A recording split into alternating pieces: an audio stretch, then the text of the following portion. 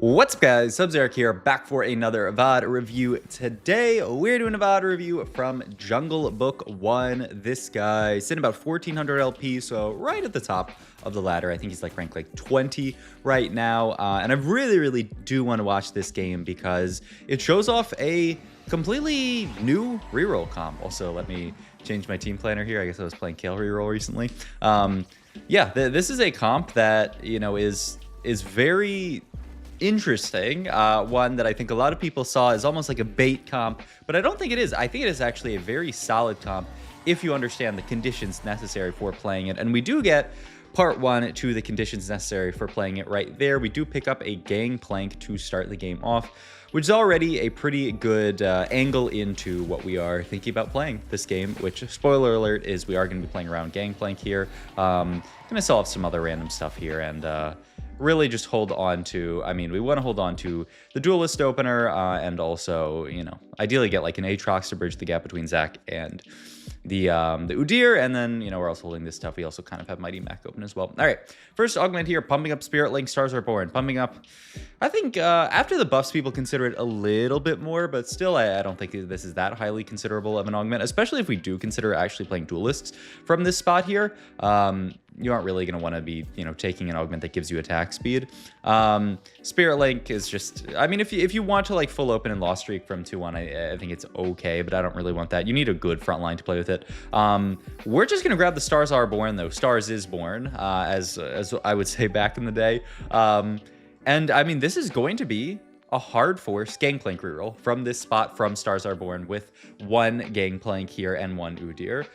So what is the idea? Well, there's quite a few kind of pieces of this. One is if you can ever, and I'm kind of surprised we're playing this random Lucian here. I guess he thinks it's best to kill units. We're going to take the Midas Touch here as just a decent augment for now, and chill on this, or a decent power up. The first is this idea of Gather Force to Gangplank, which obviously we're not at yet. We just have the Midas Touch for now, but Midas Touch is a great start to this setup. You can feel very good about just kind of chilling on this setup right now. So that's step one, is eventually getting to Gather Force Gangplank. The idea being this Gangplank unit, if you can get him to the point where he's actually getting a bunch of AD from his casts, it makes logical sense that this would be quite strong, right? His cast is basically just all boom physical damage, and so if you can scale up that physical damage with multiple casts, he becomes a monster. Duelist is also kind of a scaling trait, so you're getting this attack speed. It's scaling up your ability to, cast more frequently, especially if you can get stuff like Shojin. The idea is, Shojin Gather Force Gangplank. The kind of popularized version was double Shojin, where your Gangplank is just casting a million times, gathering a lot of force and just destroying people. And so that is part one. And then part two is another power up. And if you guys have seen this tech before, then sit back and watch so we can talk about the intricacies of piloting the comp. But if you guys have not seen the other augment tech in this comp, it is pretty sick. So we will cross that bridge when we come to it. So we have Titan's Resolve already, and now we have Cloak left open, and then we have one more component. So we're gonna grab the sword here. Oh, we do have the tier open, right? So we're gonna grab the sword here with the idea of making this Shojin here to guarantee that we get some kind of mana gen onto this Gangplank here. That is the idea. Or offer to Kai'Sa too, but yeah, Kai'Sa these days not my favorite unit. Now, what is Biss, according to the stats, a lot of the stats really like you getting to some kind of artifact or radiant item. Radiant Shojin, very popular. Radiant Gunblade, very popular. If you can get to an artifact as well, like Rapid Fire Cannon, that is a dream, just because, if you guys remember how good Stretchy Arms GP is, you can get a similar type effect with the RFC. Obviously, you don't have that old insane version where he was just one-tapping backline from across the map, but you still get a Gangplank with extra range, which is very good. Yeah, stuff like Rapid Fire Cannon, very nice. Here, let me actually pull over the tactics.tools here so we can kind of look at it together, because like I said, this is a pretty new comp, honestly. So a lot of people haven't, I would say it's been discovered. It's been evaluated pretty well for the most part, but still a lot of discovery left to do. So the stats say the best, most frequent build here is a QSS Shojin and Gunblade here. Actually, I kind of like it with this smaller view here. So yeah, this is pretty decently high play rates and then decent negative delta here. I will say a lot of games played on the Shojin Gunblade idea. The idea, you make your board last longer with the Gunblade, and then you just scale up with the Duelist and the Shojins and the Gather Force. So this pretty decent, not too negative a delta for the fact that it is the most majority played. And then you can see the Radiant items and the artifacts doing really good work here. The Radiant Shojin, the Radiant RFC here, the Radiant Gunblade down here, Sniper's Focus.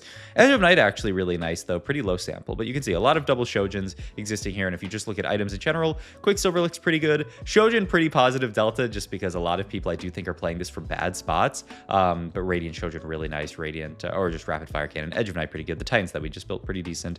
Stuff like Sterax, not even too bad, interestingly enough. And as we go further down, the sample gets a lot lower. So the idea seems like from the statistics, is, at least one Shojin, oftentimes, ideally two. Some kind of CC immunity is pretty good. You saw the Quicksilver, really good stats. The Titans, okay stats. Healing seems to not be super necessary, interestingly enough there. We barely saw, we saw a little bit of BT, and if you can get, like Gunblade is the best healing item, but you can skip over it if you do have a really good reason for it. So, it's interesting. Gunblade, though, definitely, like, far and away the best item, just because you want your GP to make the rest of your, you want to make, like, the stuff like the Udyr last longer. So, yeah. All right. Pick up another sword here, which could be a piece of Gunblade, could be a piece of another Shojin here. We will see what we end up getting. We do get the full Gunblade here if we want it. We do also have QSS, but we're kind of at too many GP items at this point. Also, at this point, we still have not used our Augment yet. We still have not even made a 2-star 1 cost, which is pretty insane. Actually, no, we did make a 2-star 1 cost. What did we take? It's not on our board here. Well, I was busy yapping. We're going to make the Gunblade, though. Very, very good. Like I said, the Shojin plus Gunblade is kind of this, and then the last one we can make work here. And Titan's Resolve seems certainly good enough. It's another one of these scaling items. The problem is just getting to your scaling, right? That is the most important thing. In a spot like this, I'd love some kind of power up or augment, really augment that, makes our board last a bit longer. So, yeah. Probably not going to be Golemify, eating some really good stuff here. I don't really want to take that. Yeah. Replication, we're almost like good on items, so I'm not really excited for that. And I don't think it's, it would be Replication over these two, I would think. Not Little Buddies. Ooh, not, Know Your Enemy's okay-ish. You're not going to have that many traits in, but I don't really want Replication. So I guess I'd roll this. And we have the last second save. I think this is a good pickup here. And yeah, we do grab it. We do also find the GP2. We do, obviously, we have GP2, but we're going to have to burn 2 removers to get items over 2 GP here. So we're gonna actually, yeah, I think this is not that crazy. Oh, okay, yeah, he does actually remove her here, goes for the looking for Gather Force, and does actually find it on the Gangplank here. So good that we don't end up in this awkward situation where we like completely miss here. So honestly, the spot is looking really good at this point. Obviously, you can start to see some of the effects of Gather Force Gangplank on this board, so we can just sit back and watch. A stage 2 or a stage 3 rather, that we have a 2-star GP with 2 items or 3 items even. You're very excited about. This is the standard 2-cost reroll power spike where your Stage 2 can go kind of however you want it, but you really want to be, this 2-star GP with items on stage 3 here, and we totally have it here. Second row on the GP, because he is going to be a little bit vulnerable if we don't do this. And yeah, you can see he's walking straight in a backline here, healing up the board, cast. That last cast, boom, one-shots the carry there in the corner. The Gangplank is a monster at this setup. So now we kind of have to look at the last few items. There's a GP there. I would be looking at something like an Evans Shroud here, just to guarantee armor shred. But he is actually, yeah, he's going to grab the GP here. I guess you can still make LW as well, and then you get the GP. Yeah, that's fair. And then you can just throw it onto Ash. Talking about what board we are going to play, it is usually going to be the kind of standard vertical duelist board, which is, funny. We're going to get into 6 duelist here. Yep. Great stats on the GP. Obviously, Mighty Mech is a cool and good traits. I don't know. It is cool, actually. I won't lie. It is a cool trait. But it doesn't actually provide that much for GP himself. The duelist is going to be a much more, selfish trait. And when you're playing for a 3-star unit and putting all your items onto him, you want a selfish trait here. So win another fight here. The LW comes down onto Ash. Great holder of it, obviously. This Ash unit you know, got kind of nerfed insanely hard with her quote-unquote rework, but now has been brought back a little bit. And we power up the Kale, and we find Fury Break here, which is the other piece of it, the very, very cool last piece of it here. So I don't even need to look at our other options because we took Fury Break and this is what we want. This is this new power-up that came 2 patches ago, right? Gain 30% AS when your other powered-up unit dies. So this is on Kale, right? So this says Kale gains 30% AS. When your other powered-up unit dies, GP, gain a burst of 300% attack speed over 4 seconds. So you'd say, okay, I mean, that sounds useless. Why do we want attack speed on Kale? Well, because of the last line of it. If you die first, give them the burst instead. So what this says now is if Kale dies, GP gets a burst of 300% attack speed that decays over 4 seconds. And I know, so look, we're getting the scaling attack speed from Duelist. Why do we need this AS? Well, the really nice thing is if you do this, put Kale solo frontline like this, and she gets one tapped immediately, you're giving GP 4 seconds of an insane amount of attack speed. That's going to allow him to very, very quickly stack up his Duelist attack speed and get his Gather Force procs as well, start casting really, really quickly, and just go crazy. So we lose to this guy because, I mean, they do have a Violet 3 on their board and a Kog'Maw 2 with a, wow, kind of a crazy setup there. But yeah, Kog'Maw 2 with the Static Shiv here, so probably expected to lose that one. But the other thing we'll see here is we are not holding on to extra Kales here because we don't want to make Kale 2. We want her to die as quickly as possible. The only goal for this Kale is to sit on the front line and die. And the faster that she dies, the better, because that gives us that attack speed spike to the GP, which is obviously really good to, once again, you know, get him casting quickly. So in a roll here, it's kind of funny that we're holding on to the extra Kales. I mean, yeah, and then we kind of sell them off just out of force of habit. It's funny. I think we'd be looking at oh, interestingly enough, I was thinking we'd be looking at Udyr items here, and so I thought we were just going to be forced to make a random adaptive helm here. I mean, I guess this give me Gargoyle here, and then or Steadfast Heart, probably Gargoyle. Yeah, we do grab the Gargoyle here. Ooh, this position is actually pretty rough for Jungle Book. He has the GP kind of out in the cold here, getting blown up, which is not very good. Kind of want him to be a little bit more protected by this Udyr. I mean, you could even solo frontline the Udyr here. All right, last augment here. Bronze for life sounds awful. Roll the dice sounds pretty bad. 1 buff, 2 buff sounds pretty bad as well. So I doubt that's gonna be any of these. I mean, the upside to 1 buff, 2 buff is that you do get your red buff for your Ashe here, which is not too bad. But the blue buff, I guess you could even throw it onto Ashe, but hopefully not. I mean, you could roll the dice Viego, but we're very, very far off Viego. We get Radiant Refactor here, which I think has to be an insta take here for Jungle Book. We do pick this up here. We're going to roll a bit. 1 off GP, so let's roll for GP3. Though don't forget to Radiant in time. Going to Radiant Refactor here. Yeah, we got tons of time here. We're going to take the Radiant Gunblade here, which I think is quite important as well to talk about. And going to make the Guinsoo's Rage Blade onto Ashe here. It's just a good attack speed item. So Radiant Gunblade, yes, actually. In the stats, we were looking at them earlier. Better than Radiant Shojin even. And it makes sense, right? This GP, if he starts casting a few times, you'll see like this. You're going to win the fights instantly. So what you just need is something to prolong the fights, and the Gunblade is the perfect thing to do that. So yeah, this it really does just make perfect sense to play around the Radiant Gunblade here. And all of a sudden, our board is looking quite good. We have the Atrox in here as Juggernaut. Obviously, the normal in here on this board is set. If you guys remember the far-flung past where Ashe was a playable comp and you play Ashe Udyr, you know, it used to be set in this slot, and we will play set once we have him. But for now, the Atrox does an okay job. We're also holding on to the pair of Jarvans here just to say, I mean, we can very easily, you know, play this as our next in and actually like have a front line here, which would be pretty cool. So yeah, looking on Carousel here, I mean, the set with Chain sounds amazing actually. It's Steadfast Heart. Oh, we can't get that. So I mean, we're just gonna take Giant Spells here for I mean, tank item for Udyr, maybe even a Sterax if you guys remember the old school BIS, the Sterax Titans and Gargoyle here. I mean, we already have the Gargoyle here. We are actually just going to make Guard Break. Oh, wow. That's actually really surprising to me that we opt to make Guard Breaker here. I mean, it's the 3rd item onto Ashe. She has no spell crit, you know, so like the crit is like a little wasted, but I mean, she's also a very auto attack reliant champion. So I guess it's okay. It seems, you know, all right, I guess. And now you can see the GP going crazy with this setup. The Gather Force getting all this AD up. Honestly, next fight, I'm just going to click on the GP and see, you know, how high his AD and, you know, AS can go. The other kind of nice thing about this, it does give 40 AP, which ups your chance to gain gold that scales with AP. So we're actually at 47% chance, gold earned 13.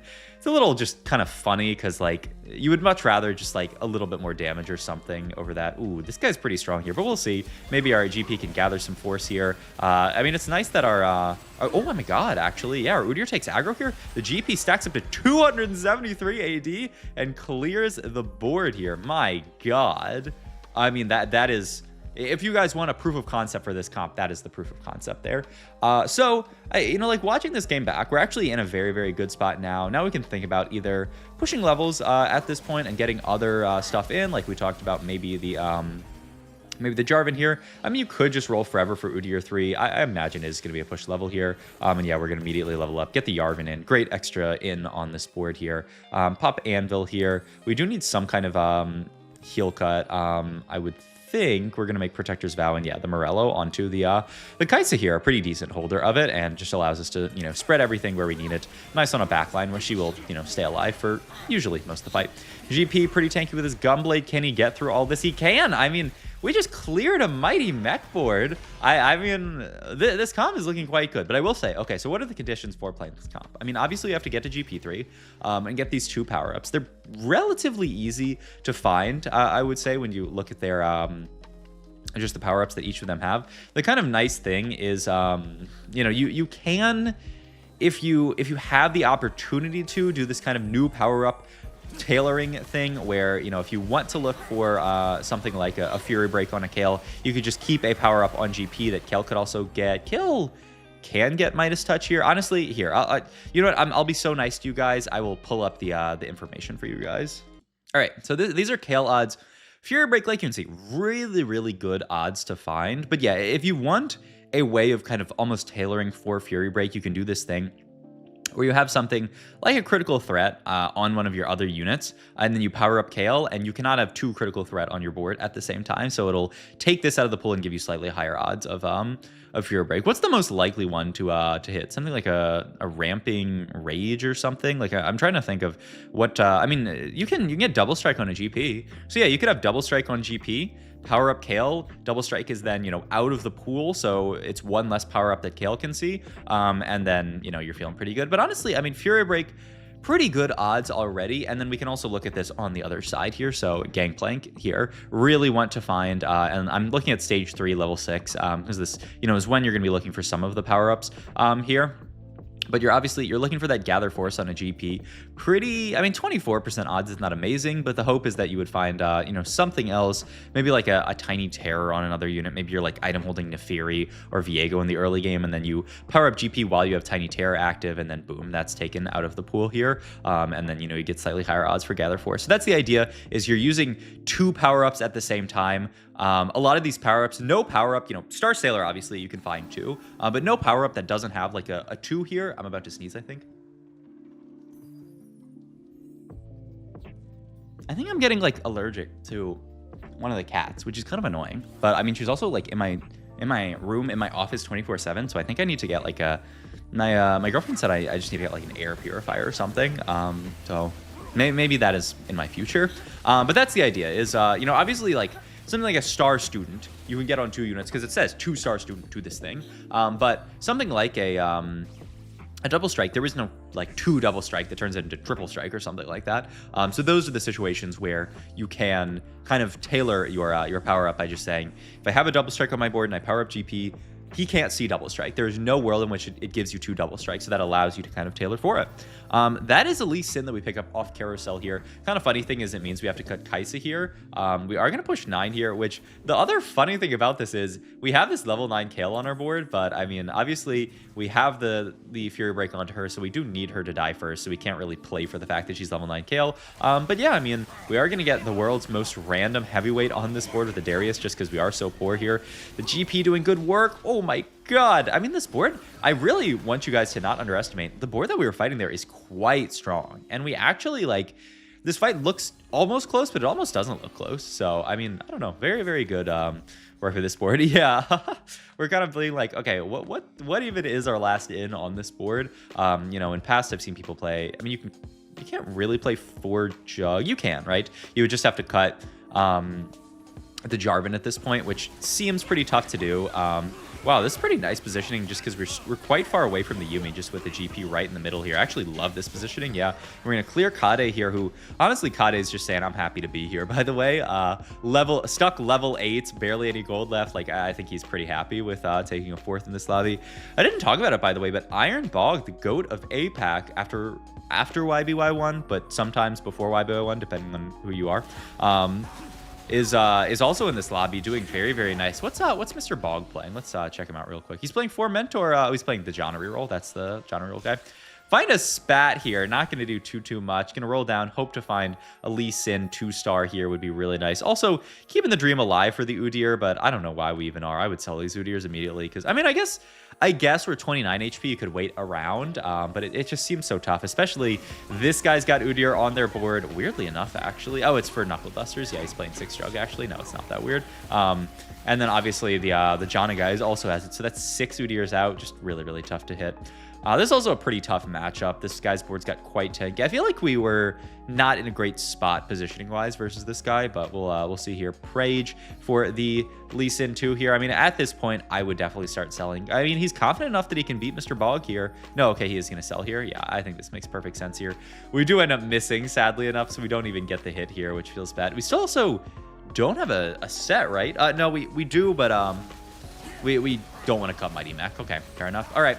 Rotate into, yeah, Iron Bog's Janna board, which is really annoying once we get stuck on this. Oh my god. We do clear, though. I mean, no, enough said. Enough said. We cleared a Janna board. That's top 3 locked in. I'm ready to say that this comp is very, very good. I guess the entire time I was trying to talk about conditions for this comp, and then I kept interrupting myself. I think Radiant item / artifact is a really, really good one. If you grab, you know, Radiant relics to start the game off and get a Radiant Gumblade, Radiant Shojin, this I think is a very, very good line to play. I mean, Econ Augment, we even took this game. Stars Are Born seems like a great condition. Grab your GP2, grab, you know, something like an Ashrocks 2 that allows you to snowball really, really nicely. Obviously, you know, getting stuff like the Shojin and the Gumblade online seems almost necessary. And we are also going to die here, and I think Iron Bog is going to... Oh! It's a top 2, actually, for Jungle Book here over Iron Bog. So, I mean, a very, very nice placement for him. Can I actually jump back and look at the board while I yap about conditions a little bit more? We can. So what did we really need to get here? I mean, I do think... 1 Econ Augment max, you do really, really want double combat in this comp. Even triple combat, I think, is acceptable because it's a pretty cheap board, right? You need the GP3, and then it's really just like you're playing a 4-cross on this board, maybe 2 4-cross if you end up playing, you know, like the set version. It's pretty cheap when you consider we're playing, you know, a 1-star Kale and a lot of this other stuff. So cheap board, you can go triple combat very likely. The Gunblade and the Shojin, I think, quite important. Obviously, getting to the GP3 and then getting to 6 Duelist here. Then past that, you know, just having some kind of supplemental items. We saw, I mean, we made it to the end of the game with only 2 tank items. I think 3 tank items would put us in a pretty good spot.